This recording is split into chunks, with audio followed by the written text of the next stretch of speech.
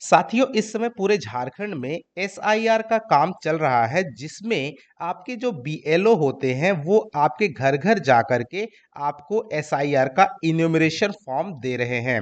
आपको वो enumeration form एकदम सही तरीके से भर करके वापस बीएलओ को जमा कर देना है। तो इस वीडियो में हम देखेंगे कि कैसे आपको इन्यूमरेशन फॉर्म फिल करना है बिल्कुल सही तरीके से। तो सबसे पहले ऊपर वाला ये जो सेक्शन आप देख पा रहे होंगे, इस सेक्शन में जो भी बातें हैं, सबसे पहले इलेक्टर्स नाम, उसके बाद एपिक नंबर, आपका एड्रेस, ये सब प्री प्रिंटेड रहेगा। पहले बॉक्स की बात कर रहा हूँ। दूसरे बॉक्स में इस तरीके से एकदम सेम टू सेम डेमो आपका फॉर्म रहने वाला, ऐसे ही आपको फॉर्म मिलेगा। दूसरे वाले में सीरियल नंबर, पार्ट नंबर, आपका नाम, एक असेंबली कॉन्स्टिट्यूंसी या फिर पार्लियामेंट्री कॉन्स्टिट्यूंसी का नाम रहेगा, आप आपका स्टेट रहेगा, ये भी प्री प्रिंटेड रहेगा। तीसरे वाले कॉलम में आपका क्यूआर कोड रहेगा, जिसमें इसकी पूरी डिटेल रहेगी, आप उसको स्कैन करके वहां से देख सकते हैं। उसके बाद यहाँ पर आपकी पुरानी फोटो रहेगी, जिस भी व्यक्ति का फॉर्म रहेगा यहाँ पे उसकी यहाँ पुरानी फोटो रहेगी। उसके बगल वाले कॉलम में यहाँ पर आपको अपनी नवीनतम फोटो चिपकानी होगी। तो ये काम आपका प्रीफिल्ड यानी पहला सेक्शन ए की अगर बात करते हैं, तो ये आपका इसमें कुछ डिटेल पहले से प्रीफिल्ड होती है, जैसा कि मैंने यहाँ पे पहला, दूसरा और तीसरा ये आपको बताया। उसके बाद यहाँ पुराना फोटो भी लगा रहेगा, यहाँ नया फोटो आपने लगाना होता है। बात करते हैं अब दूसरे सेक्शन की, यहाँ सेक्शन बी, ये वाला जो आपको कॉलम दिख रहा है, यहाँ पर देखिए सबसे पहले आपको क्या करना है, आपको जो आपका वोटर आईडी है, वोटर आईडी, उस वोटर आईडी में जो आपको डेट ऑफ बर्थ है, वो डेट ऑफ बर्थ आपको यहाँ पर भर देनी है।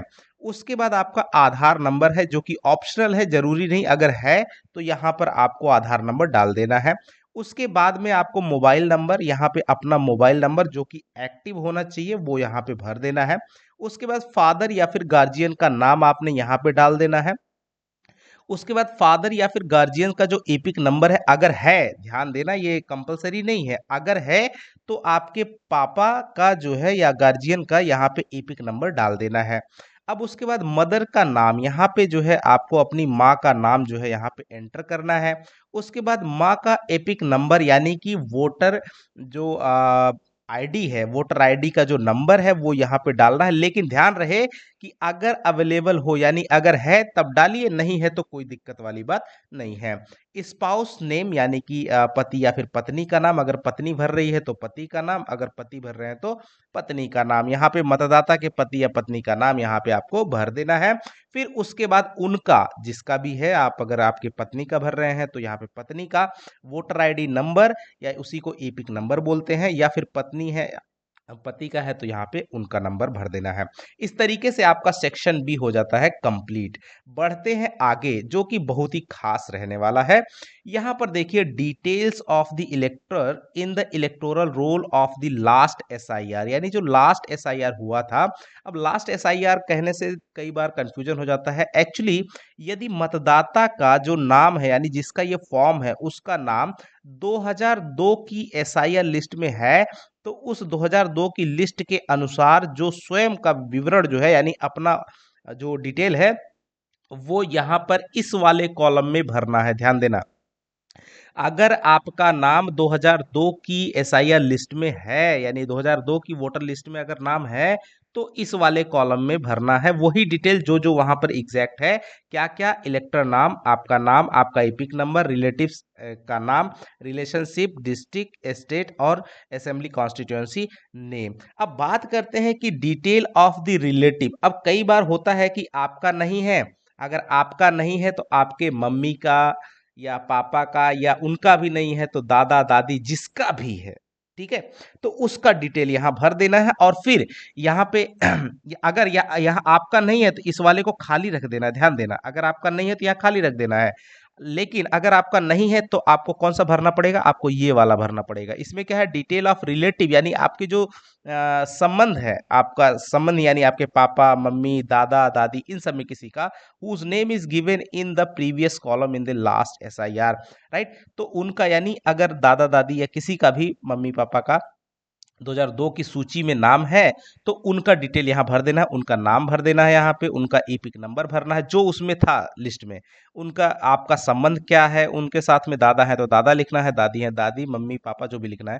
फिर रिलेशनशिप यहाँ पे, ठीक है, रिश्ता क्या है, सॉरी यहाँ रिलेटिव्स का नाम, उनका नाम रहेगा, ठीक है, यहाँ पे रिलेशनशिप वो भर देना है, जिला भरना है, स्टेट भरना है, असेंबली कॉन्स्टिट्यूएंसी नेम आपको डाल देना है।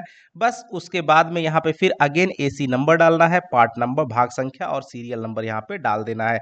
इतना कर दीजिएगा, ये आपका सेक्शन सी जो है वो आपका कंप्लीट हो जाएगा। अब बढ़ते हैं सेक्शन डी यानी चौथा और अंतिम कॉलम पे। वो यहाँ पर आपको रहेगा सिग्नेचर, है ना, मतदाता का हस्ताक्षर या फिर अंगूठे का निशान। यहाँ पर आपको अपना साइन या फिर अंगूठा का निशान लगा देना है। जो साइन करता है साइन करेगा, जो अंगूठा लगाता है लगा देगा। उसके बाद ये फॉर्म आपका हो जाएगा कंप्लीट, और फिर आपको इस प्रपत्र को, इस गणना प्रपत्र को भर करके अपने बीएलओ को वापस जमा कर देना है। और आपको एक बारकोड भी दिया रहता है, और नहीं दिया रहेगा कोई बात नहीं है, वैसे बीएलओ आपके घर पे जाएंगे ही तो आपको पता चल जाएगा।